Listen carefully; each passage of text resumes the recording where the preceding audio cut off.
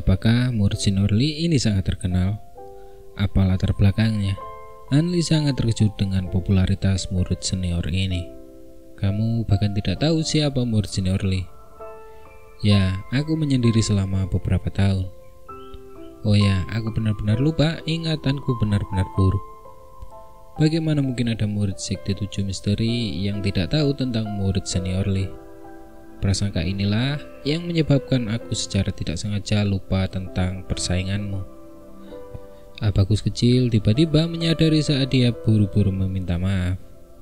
Bisakah kamu memberitahuku lebih banyak tentang murid senior Lee ini? Murid senior Han, tentu saja aku bisa. Ya, setiap murid junior di sekte ini tahu kisah murid senior Lee. Little Abakus melihat lawan murid senior Lee ragu-ragu. Mengambil kesempatan ini untuk menjelaskan legenda murid senior Lee kepada Han Lee.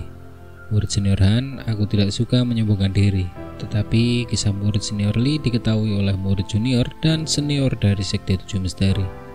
Setelah perkenalan singkat, Little Abakus mulai mengungkap kisah murid senior Lee, dan kisah itu memang melegenda. Murid senior Lee ini masuk sekte sekitar 4 tahun yang lalu, tetapi berasal dari angkatan yang berbeda dengan Han Lee. Dia juga gagal dalam ujian pendahuluan dan masuk sekte sebagai murid tidak resmi. Namun setelah setengah tahun, dia tidak hanya mencapai hasil terbaik dari semua murid tidak resmi dalam kelompoknya. Dia juga mampu bertanding dengan murid senior lainnya, mengalahkan lebih dari 30 murid senior sendirian dan memecahkan banyak rekor. Murid senior Lee telah mendapatkan banyak perhatian dari para petinggi di sekte tersebut. Setelah pemeriksaan ketat, semua orang terkejut bahwa tulang murid senior Lee sangat biasa dan bahkan potensinya ditentukan terbatas. Hal ini membuat semua petinggi kecewa. Jadi tidak ada petinggi yang menerimanya sebagai murid pribadi mereka. Setelah 2 tahun pelatihan dasar, dia didelegasikan sebagai murid pelindung, dan hanya setelah berhasil mempelajari keterampilan bela diri paling dasar di Sekte 7 Misteri. Pedang angin topan yang dia kuasai adalah salah satu keterampilan bela diri yang paling umum diajarkan di Sekte 7 Misteri. Jika itu adalah akhir dari kisahnya, murid senior Lee tidak dapat dianggap legendaris, melainkan seseorang dengan awal yang baik dan akhir yang lemah. Namun setelah beberapa saat hanya mengandalkan keterampilan bela diri yang tampaknya umum ini, teknik pedang angin topan, ia mengalahkan semua murid dalam kompetisi tahunan tahun itu. Hanya menggunakan satu teknik dan menduduki peringkat ke-16. Ia menjadi yang terbaik di generasinya. Hal yang menarik perhatian para petinggi sekali lagi. Dalam kompetisi tahunan berikutnya, murid senior Lee sangat berani dan kuat, mengalahkan semua pesaing seperti pedang tajam. Dia memperoleh peringkat yang sangat tinggi, mendapatkan kebanggaan dan harga diri bagi semua murid baru. Dalam kompetisi tahunan tahun lalu, dia benar-benar menduduki peringkat ketiga. Orang harus tahu bahwa para murid di 2 peringkat pertama telah berada di sekte selama lebih dari 10 tahun. Kedua murid ini adalah anggota generasi yang lebih tua. Usia mereka sekitar 27 atau 28 tahun. Dan mereka memiliki kekuatan internal yang jauh lebih besar dibandingkan dengan murid senior Lee. Ada banyak juga yang percaya bahwa jika murid senior Lee memiliki tingkat kekuatan internal yang sama dengan 2 murid peringkat teratas, murid senior Lee tidak diragukan lagi akan menduduki peringkat ke-1. Justru karena inilah murid senior Lee kembali menarik perhatian para petinggi, dan secara khusus dinominasikan untuk dikirim keluar sekte untuk menjalani pelatihan dan membantu berbagai urusan eksternal Sekte 7 Misteri. Sementara murid-murid dari generasi yang sama masih menjalani pelatihan. Murid senior Lee telah lama memberikan layanan berjasa demi Sekte 7 Misteri dan bahkan dijuluki Harimau Lee di kawasan Jianghu. Setelah itu, ia diizinkan masuk ke divisi 7 tertinggi dan memperoleh kesempatan untuk berlatih seni bela diri tingkat tinggi. Han Lee tak kuasa menahan diri untuk tidak terharu. Setelah mendengar cerita itu, jika semua yang didengarnya itu nyata, murid senior Lee memang luar biasa. Murid senior Lee memulai sebagai murid tidak resmi, tetapi ia mampu mencapai hasil seperti sekarang. Sungguh mengagumkan. Di pihak Seng Changgui, mereka dengan enggan mengirim seseorang setelah berdiskusi panjang. Murid yang mereka kirim tampak cukup kuat, menghunus pedang berkilau setebal jari dari sarung yang tergantung di pinggangnya. Murid yang memegang pedang itu tentu saja bukan orang dengan latar belakang biasa. Setelah murid senior Lee merasakan ada seseorang yang memasuki ring, dia perlahan membuka matanya yang tampak dipenuhi cahaya. Murid senior Lee berteriak keras. Teriakannya yang tiba-tiba mirip dengan suara guntur bergumam di seluruh wilayah, menyebabkan suara berdengung di telinga semua orang. Lawannya juga terpengaruh oleh teriakan itu, dan ekspresi ketakutan mulai muncul di wajahnya. Saat dia berteriak, murid senior Lee sudah menghunus pedangnya. Dengan gerakan cepat, satu gerakan tipu daya melepaskan puluhan bayangan bilah pedang, menjebak lawannya dalam pengepungan banyak bilah pedang. Namun lawan dari murid senior Lee sangat cerdas dan waspada. Meskipun dia sedikit panik, gerakan pedangnya sangat licik dan cepat, dan dia berhasil menangkis semua serangan pedang dengan pertahanan yang tidak dapat ditembus. Siapa orang ini? Han Li tidak bisa menahan diri untuk bertanya. Dia adalah putra dari tetua kelima, Zhao Ziling. Jurus yang digunakan permainan pedang Willow. Itu sangat sulit dilawan. Seberapa hebat dia dibandingkan dengan murid senior Lee? Tentu saja murid senior Lee masih lebih kuat, kata Abakus kecil dengan kebanggaan terpancar di wajahnya. Mengapa Sang Cangguwi tidak mengirim ahli yang lebih kuat saja? Zhao Ziling sudah menjadi yang terkuat di antara mereka. Di antara kita para murid junior, siapa yang akan mampu mengalahkan murid senior Lee? Tidak peduli siapa yang mereka kirim, itu tidak ada gunanya. Si Abakus kecil menyombongkan diri dengan sedikit rasa senang atas kemalangan lawan mereka. Memang meskipun ilmu pedang Zhao Ziling tidak kacau, ia tidak memiliki niat membunuh. Ia ditekan hampir sampai pada titik kekalahan oleh murid senior Lee. Selain itu, mereka yang lebih berpengalaman dapat mengetahui dengan sekali pandang bahwa kekalahan Zhao hanyalah masalah waktu. Han Li memperhatikan sejenak sebelum kecurigaan lain muncul dalam hatinya. Ada satu hal yang masih aneh bagiku. Mengapa semua murid di sini adalah generasi muda? Bagaimana dengan semua senior kita? Bahkan jika aturan melarang mereka memasuki pertarungan demi kegembiraan, seharusnya masih ada satu atau dua orang yang datang untuk menonton. Namun bahkan tidak ada satupun murid senior. Mengapa demikian? Han Li dengan jujur menyuarakan kecurigaannya di dalam hatinya. Little Abakus setelah mendengar pertanyaan Han Li, ekspresinya berubah total dan wajahnya tampak aneh saat menatap Han Li. Hal ini membuat Han Li menjadi merasa sangat bingung. Mungkinkah dia telah mengajukan pertanyaan yang dianggap tabu di sekte tersebut? Murid senior Han, kau benar-benar tuli terhadap dunia luar. Ini adalah peristiwa besar di sekte ini, tetapi kau tidak tahu tentang ini. Meskipun kau sedang menyendiri, gurumu seharusnya membicarakannya padamu. Nada bicara Little Abakus tampak semakin mencurigakan. Setelah mendengar pertanyaan itu, Han Li bahkan tidak repot-repot berbicara. Sebagai gantinya, dia mengeluarkan sebuah medali dan menyerahkan kepada Little Abakus untuk diperiksa. Murid senior Han, apa yang kau lakukan? Kapan aku pernah meragukanmu? Bagaimana mungkin aku tidak percaya padamu? Saat pertama kali melihatmu, aku menyadari bahwa kau tampak familiar. Aku pasti pernah bertemu denganmu dulu. Si Abakus kecil dengan cepat mengamati medali itu, dan setelah mengetahui bahwa Han Li memang murid dari seorang tetua, ia tertawa terbahak-bahak untuk meredakan ketegangan. Sekarang bisakah kau memberitahuku? Han Li masih khawatir dengan pertanyaan yang diajukan sebelumnya. Tentu saja tidak ada masalah. Sial, ini mengerikan. Kuharap aku tidak menyinggung orang ini. Abakus kecil bergumam sambil hatinya bergetar. Lalu dia menceritakan seluruh kebenaran masalah ini kepada Han Li. Selama beberapa tahun terakhir, sekte Tujuh Misteri dan geng serigala liar semakin sering bentrok demi menguasai kota-kota kaya di dekatnya. Secara total, kedua kekuatan besar itu telah bertempur lebih dari 10 kali, dan keduanya menderita banyak korban. Terlatih sebagai bandit berkuda, para anggota geng serigala liar sangat ganas seolah-olah mereka tidak takut mati. dan mereka akan mengamuk saat melihat darah. Para pengikut sekte 7 misteri meskipun memiliki seni bela diri yang unggul, tidak memiliki niat membunuh yang tepat yang diperlukan. Dan ketika melawan geng serigala liar, mereka selalu menghindari menimbulkan terlalu banyak kerusakan. Jadi pada akhirnya sekte 7 misteri akan menderita lebih banyak korban. Setelah beberapa ronde pertempuran, para petinggi sekte 7 misteri tidak dapat menerima ini begitu saja. Dan dengan demikian mereka telah memobilisasi sebagian besar pengikut dalam sekte mereka untuk menghancurkan anggota geng serigala liar menjadi berkeping-keping. Ada dua alasan mengapa sekte 7 misteri melakukannya. Pertama, kendali atas kota-kota di dalam wilayahnya terlalu berharga untuk disia-siakan.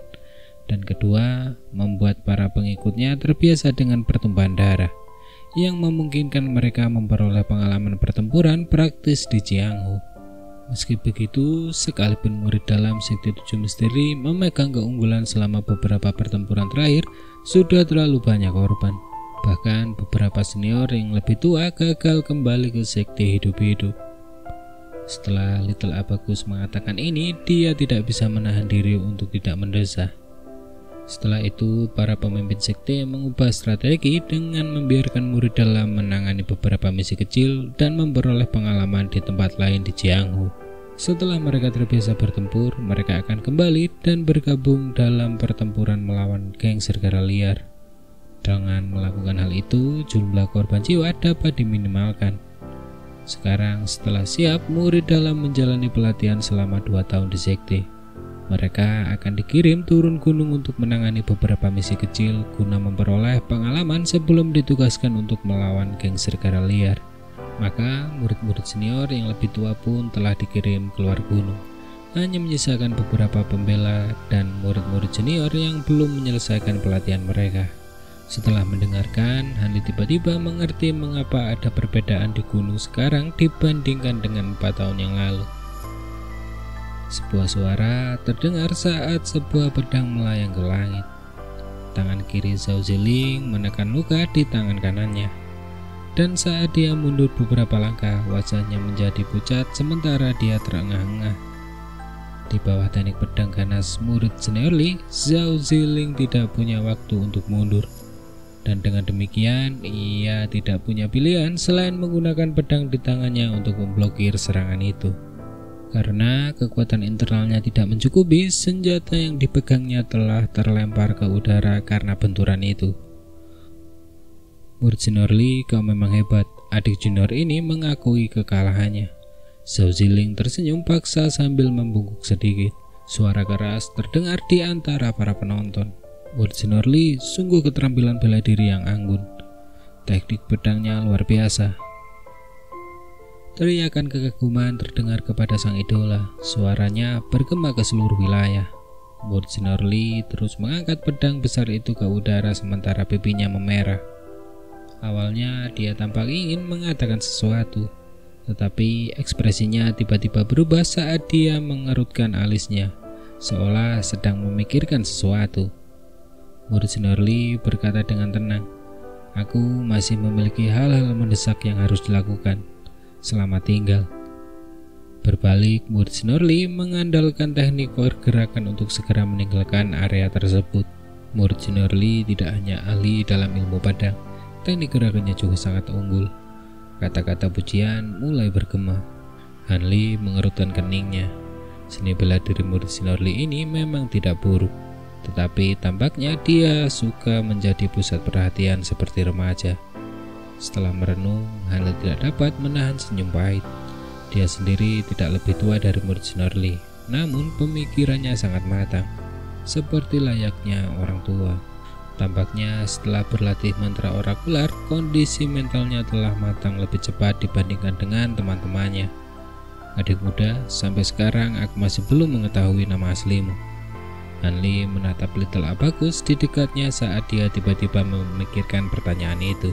Namaku Jin Dongbao, namun murid senior Han cukup memanggilku dengan sebutan Little Abacus. Sebuah kecil atau Little Abacus sangat gembira setelah Hanli menanyakan namanya. Ia mengira ia telah mendapatkan dukungan dari Hanli dan akan dapat menggunakannya untuk mendukungnya di masa mendatang. Lain kali jika kamu sakit atau terluka, datanglah kepadaku. Aku akan mengobatimu secara gratis. Hanli menepuk bahunya dan membalikkan tubuhnya dan berjalan kembali ke wilayah hutan. Dia meninggalkan Jindong Bao yang tercengang yang masih merenungkan apa maksud perkataan Hanli.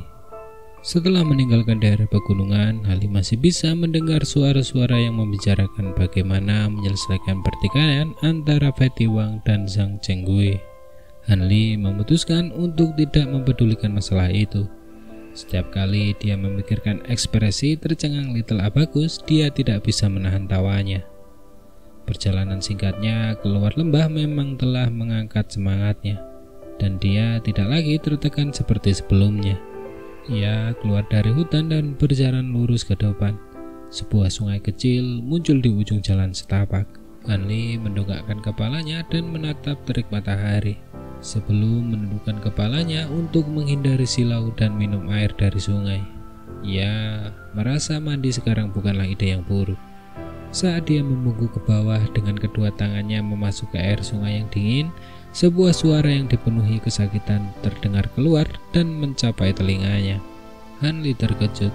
Tidak disangka akan ada orang di daerah terpencil seperti itu.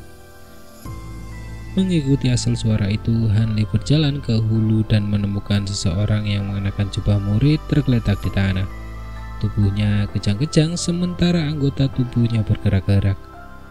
Saat Hanli melihat orang itu, dia tahu bahwa murid itu menderita penyakit akut, dan jika dia tidak menolong sekarang, mungkin ada bahaya kematian. Hanli bergegas dan mengeluarkan sebuah kotak kayu dari jubahnya. Dari kotak kayu itu, ia mengeluarkan jarum-jarum perak yang tampak memantulkan cahaya saat ia memasukkannya ke titik-titik akupuntur di punggung murid itu. Setelah memijat titik-titik akupuntur di punggung sang murid, ia membalikkan tubuh sang murid dan mulai memijat titik-titik akupuntur yang ada di dadanya. Ketika tubuh murid itu berbalik, Hanli menarik nafas dalam-dalam. Ia sangat terkejut. Orang ini yang tadinya mengamuk tidak lain adalah murid senior Li yang ikut serta dalam pertempuran tadi. Tertegun, Hanli hanya bisa menatap fitur wajah murid senior Li. Murid senior Li saat ini sama sekali tidak memiliki aura ahli yang tak tertandingi. Tidak ada sikap heroik yang terlihat dimanapun, hanya wajah dingin yang penuh dengan rasa sakit dan penderitaan saat wajahnya berkerut dan busa putih keluar dari mulutnya. Jelas bahwa murid senior Li menderita terlalu banyak rasa sakit yang tak tertahankan, dan dia hampir pingsan. Hanli kembali tenang saat bergumam pada dirinya sendiri. Mirip dengan air terjun yang mengalir, jarum perak di tangan Hanli mulai menusuk titik akupuntur di tubuh murid senior Li secara terus-menerus lebih dari 10 kali. Pada tusukan terakhir, Hanli menyeka keringat yang terbentuk di dahinya dan mengembuskan nafas. Penggunaan jarum perak dan kekuatan yang dibutuhkan untuk menusuk setiap titik akupuntur menghabiskan sejumlah besar energi darinya. Setelah tubuh murid senior Li dipenuhi dengan jarum perak, dia akhirnya terbangun dan sadar kembali. Kamu adalah... Murid senior Li mencoba mengatakan sesuatu, tetapi dia tidak memiliki cukup kekuatan. Jadi dia tidak dapat mengatakan lebih dari beberapa patah kata. Aku dari lembah tangan dewa. Tahan nafasmu dan pulihkan kekuatanmu perlahan-lahan. Aku hanya bisa mengingatkanmu bahwa penyakitmu sangat aneh. Menurut perkiraanku, hanya guruku yang bisa menyelamatkanmu. Namun sayangnya saat ini dia sedang jauh dari gunung. Hanli memeriksa denyut nadi murid senior Li sambil mengerutkan alisnya sembari berpikir.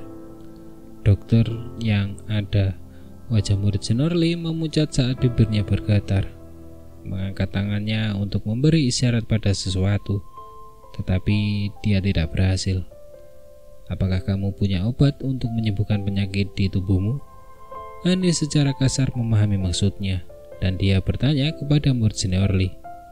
Murid senior Li melihat bahwa Hanli mengerti maksudnya, merelaksasikan raut wajahnya dan menganggukkan kepalanya. Hanli tidak lagi bersikap sopan saat ia mencari penawar racun di tubuh murid senior Li. Ia menemukan banyak barang yang tidak berguna, dan di antaranya ada botol giok putih kecil yang ia keluarkan. Botol ini terbuat dari bahan yang mahal dan juga tertutup rapat.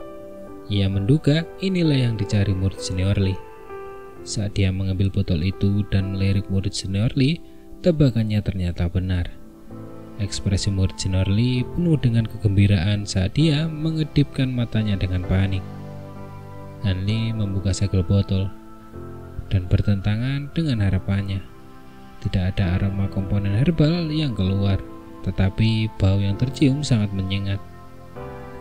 Saat Han Lee mencium bau yang menyengat, ekspresinya berubah menjadi tidak enak saat dia dengan hati-hati mengeluarkan pil berwarna merah muda dari botol. Pil ini sangat indah untuk dilihat, namun bau menyengat yang dikeluarkan dari pil tersebut menyebabkan orang kesulitan bernafas. Apakah ini pil obat? Ucap Han Lee kembali tenang. Murid senior Lee masih tidak dapat berbicara, tetapi dia mengedipkan matanya untuk menyampaikan kepada Han Lee bahwa ini adalah pil yang tepat. Pil ekstraksi esensi ini dibuat dari anggrek, bunga ekor kepiting, telur semut biru berusia ratusan tahun, serta 23 bahan lainnya yang jarang terlihat. Setelah pil diracik, warnanya menjadi merah muda dan mengeluarkan bau yang menyengat. Menelannya dapat membuka semua potensi tubuh manusia dan sebagai gantinya mengonsumsi kekuatan hidup. Benar kan? Han Lee menatap dingin ke arah murid senior Lee saat dia menguraikan deskripsi pil itu kata demi kata dengan nada yang tidak salah lagi dalam suaranya. Saat murid senior Lee mendengar kata-kata Han Lee, wajahnya memucat seolah-olah tidak ada darah, dan ekspresi panik muncul di wajahnya. Jika kamu menelan obat ini, kamu harus menelannya berulang kali setelah jangka waktu tertentu. Selain menderita rasa sakit yang luar biasa, jika kamu menolak menelan pil kedua setelah memakan pil pertama, dalam skenario terbaik, kamu akan lumpuh, dan dalam skenario terburuk, kamu bahkan bisa mati. Sejak pertama kali kamu menelan pil ini, takdir telah menetapkan bahwa kamu akan mati dalam waktu kurang dari 10 tahun. Karena pil tersebut secara paksa melepaskan potensimu dengan mengorbankan kekuatan hidupmu, kata Han Lee tanpa henti. Jangan coba-coba berbohong padaku kalau ini bukan pil ekstraksi esensi, kata Han Lee. Setelah mendengar perkataan Han Lee, raut wajah putus asa tampak di wajah murid senior Lee. Sedangkan keterkejutan yang tak terlukiskan tampak di matanya. Apakah kamu terkejut karena obat ini sangat langka tetapi aku tahu apa itu? Han Lee dapat mengetahui apa yang dipikirkan oleh murid senior Lee. Jawabannya sederhana, aku juga pernah mengonsumsi pil seperti ini. Perkataan Han Lee memecah ketegangan saat ia terus mengejutkan murid senior Lee. Setelah beberapa saat, murid senior Lee menunjukkan ekspresi tidak percaya. Caraku memakan pil itu berbeda dengan caramu memakannya. Aku hanya memakan total 1 pil, tetapi aku membagi pil itu menjadi 10 bagian, yang aku telan perlahan-lahan dalam jangka waktu yang lama. Obat yang ku konsumsi dalam jumlah sedikit itu tidak dapat membahayakan tubuhku. Karena pil ini dan baunya yang tercium sangat jelas, aku memiliki kesan yang sangat kuat terhadap pil ini. Jadi aku dapat dengan mudah mengenali milikmu. Aku selalu berpikir bahwa selain diriku tidak akan ada orang kedua yang menelan pil jenis ini. Tetapi siapa sangka, rekan seperguruanku juga telah mengonsumsi pil itu. Setelah berkata demikian, tatapan Han Lee mengandung sedikit kekaguman sekaligus rasa kasihan terhadap murid senior Lee. Tidak ingin melihat tatapan menyedihkan yang tertuju padanya, murid senior Lee menutup matanya. Namun detak jantungnya tidak menentu dan pikirannya kacau. Kamu seharusnya sudah mengonsumsi pil ini selama beberapa tahun. Jika kamu tidak mengonsumsinya sekarang, aku bisa memohon kepada doktermu untuk meramu penawarnya untukmu. Meskipun obat itu tidak dapat memulihkan kekuatan hidupmu yang hilang, obat itu seharusnya masih dapat memberimu kehidupan selama 20-30 tahun. Namun sayangnya, keterampilan bela dirimu akan hilang selamanya. Jika kamu harus menelan pil ini, aku dapat menyimpulkan dari reaksi keras yang terjadi sebelumnya, bahwa kamu paling banyak hanya akan memiliki sisa hidup selama 5-6 tahun. Tetapi jelas, seni bela dirimu akan semakin baik dan lebih baik. bahkan lebih kuat dari kekuatan yang kamu tunjukkan hari ini.